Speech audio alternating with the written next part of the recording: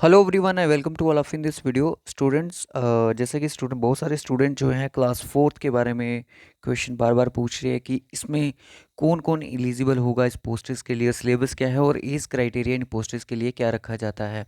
सबसे पहले मैं ये बता दूं कि ये पोस्ट्स आपकी 2025 में आपको देखने को मिल सकती हैं और यहाँ पे जो टोटल वैकेंसीज़ की बात की जा रही है 10,000 के करीब करीब, यानी कि इससे ऊपर ही वैकेंसीज होंगी।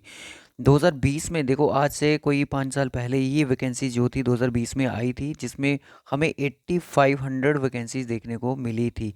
बट इस बार वैकेंसी जो है वो ज़्यादा देखने को मिल रही है, 10,000 के करीब करीब वैकेंसीज है ये, 10,000 प्लस कह सकते हैं हम। पूरा यहाँ पे देखेंगे कि पूरा यहाँ पे सारी चीज़ें क्या क्या हैं क्या क्या नहीं हैं, एज़ पर योर डिमांड ये वीडियो लाया गया है। और इस पोस्ट्स के लिए कौन कौन एलिजिबल होगा और इसकी सैलरी कितनी होगी वो भी हम यहाँ पे डिस्कस करेंगे। तो यहाँ पे सबसे पहले हम देखेंगे कि the Jammu and Kashmir service selection board, जो सर्विस सिलेक्शन बोर्ड है हमारा JKSSB, has announce 10,000 plus vacancies for class fourth, जिसको हम किस नाम से जानते हैं, हम MTS के नाम से, क्योंकि क्लास फोर्थ को इसका पहले नाम था, फिर इसका बाद में नाम MTS मल्टी टास्किंग स्टाफ, जैसे हम SSC MTS में फॉर्म फिल करते हैं। The finance department will release the official notification soon. The competition is expected to be fierce due to the higher unemployment rate. तो जम्मू कश्मीर में आपको पता है अनएम्प्लॉयमेंट रेट जो है वो बहुत ज़्यादा हो चुका है और यहाँ पे जो पार्टिसिपेट वाले कैंडिडेट्स होंगे वो बहुत ज़्यादा देखने को मिल सकते हैं।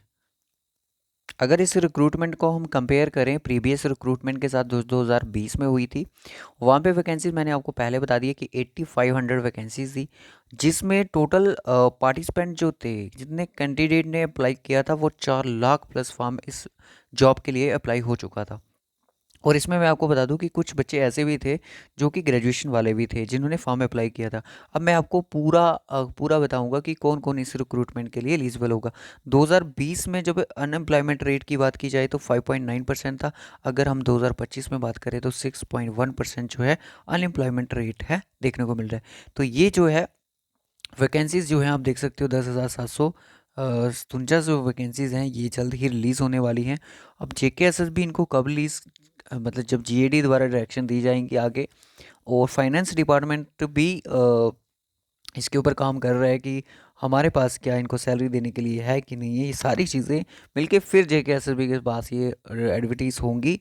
और यहाँ तक हम एक्सपेक्ट कर पा रहे हैं कि अप्रैल के मंथ में हमें कोई नई पोस्ट्स देखने को मिल सकती हैं JKSSB की ओर से, क्योंकि मार्च तक तो कोई भी एडवर्टीज़ आउट होना वो नहीं था, पॉसिबल नहीं था। अब देखते हैं, अप्रैल थोड़े से दिन इसके बचे हैं, तो इस दिनों में देखते हैं कितनी सारी पोस्ट्स नहीं देखने को मिलती हैं। देखो, सबसे पहले मैं यहाँ पे क्वालिफ़िकेशन की बात करूँगा। अगर हम बात करते हैं SSC MTS की, अगर हम बात करें यहाँ पे SSC MTS की, तो इसमें क्या होता है, ये हर साल रिक्रूटमेंट होती है SSC द्वारा।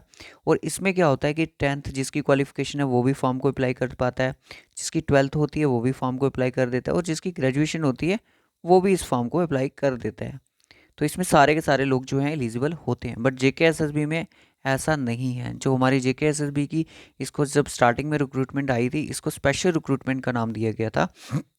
JKSSB के लिए क्लास फोर्थ में, अब इस वीडियो को ध्यान से सुन लीजिएगा, JKSSB की क्लास फोर्थ की रिक्रूटमेंट में, क्लास फोर्थ की जो रिक्रूटमेंट आने वाली है उसमें कौन कौन एलिजिबल होने वाला है, यहाँ पे ध्यान से सुन लीजिएगा।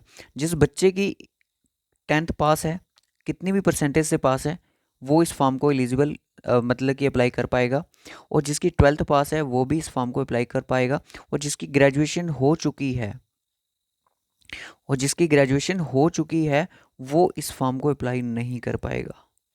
याद रखना, वो इस फॉर्म को अप्लाई कभी नहीं कर पाएगा। क्यों नहीं कर पाएगा? क्योंकि यहाँ पे जो इसकी क्वालिफिकेशन रखी गई थी पहले कि 10th मिनिमम होनी चाहिए और 12th इसकी मैक्सिमम होनी चाहिए, यानी कि इसमें ग्रेजुएशन वाले एलिजिबल नहीं होंगे।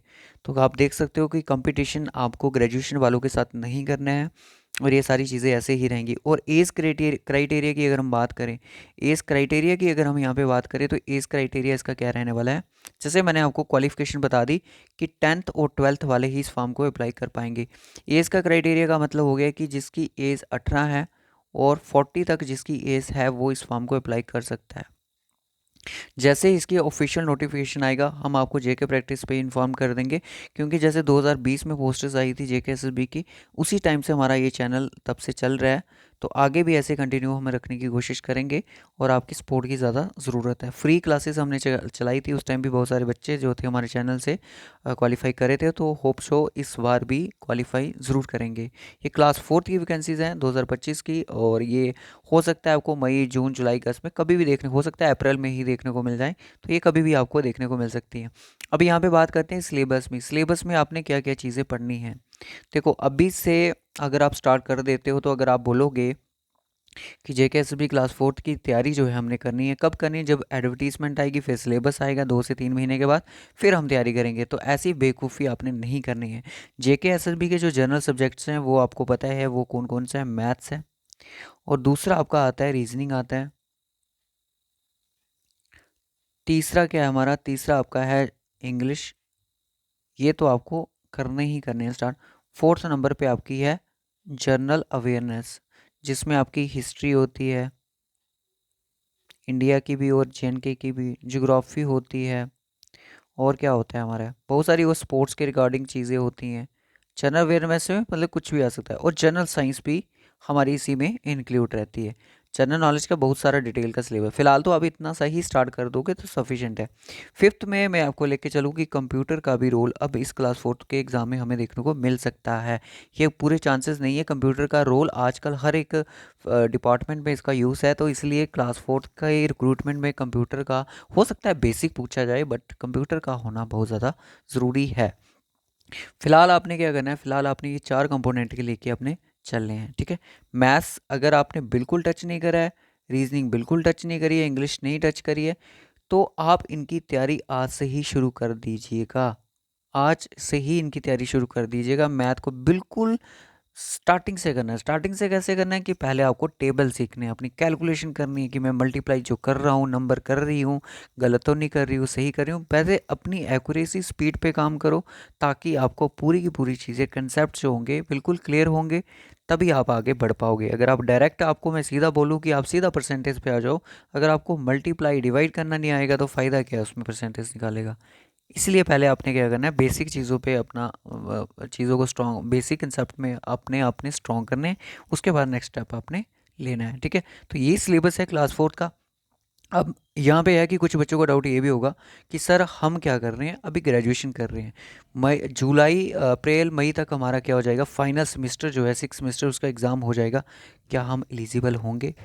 मैं आपको एक चीज़ और बता दूं कि अगर आपकी ग्रेजुएशन अभी फ़िलहाल के लिए चल रही है, बीए कर रहे हो, बीकॉम कर रहे हो, बीएससी कर रहे हो, कुछ भी कर रहे हो, आप जो भी चीज़ कर रहे हो, अगर आपका रिज़ल्ट, मान लो कि अगर आपका रिज़ल्ट आता है 1 जुलाई को आपकी ग्रेजुएशन का, तो आप ग्रेजुएट किस डेट को हो रहे हो, 1 जुलाई को ग्रेजुएट हो रहे हो। ये डेट मैं एग्जांपल रख रहा हूँ कि 1 जुलाई को आप क्या हो रहे हो, ग्रेजुएट हो रहे हो।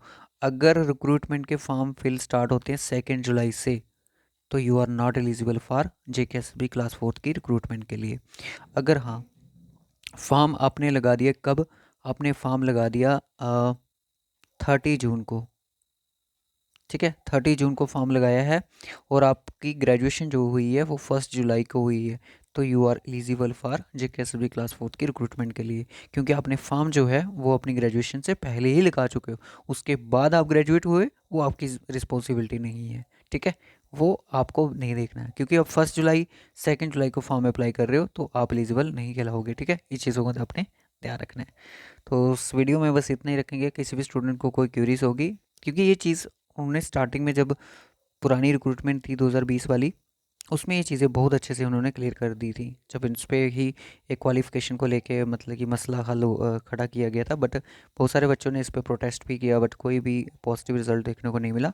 बट इसकी क्वालिफ़िकेशन जो होगी मिनिमम 10th है और मैक्सिमम 12th है। जो बच्चे अभी जेकेबी कांस्टेबल जो ग्रेजुएशन नहीं भी कर रहे हैं, कोई बात नहीं, इसकी सैलरी भी मैं बात बता दूंगा आपको, वो इस एग्ज़ाम की तैयारी कर सकते हैं, ठीक है।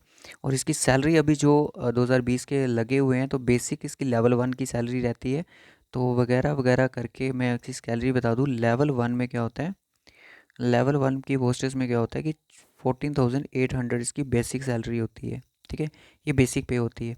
और इसमें जो एच आर ए होता है, सॉरी डी ए होता है, जो डीए होता है वो आपका पता ही है कितना परसेंट होता है। मतलब नियर अबाउट में सैलरी की बात करूँ, अभी जो इनकी सैलरी है वो 24 से 26 के बीच बीच में ही फॉल कर रही है।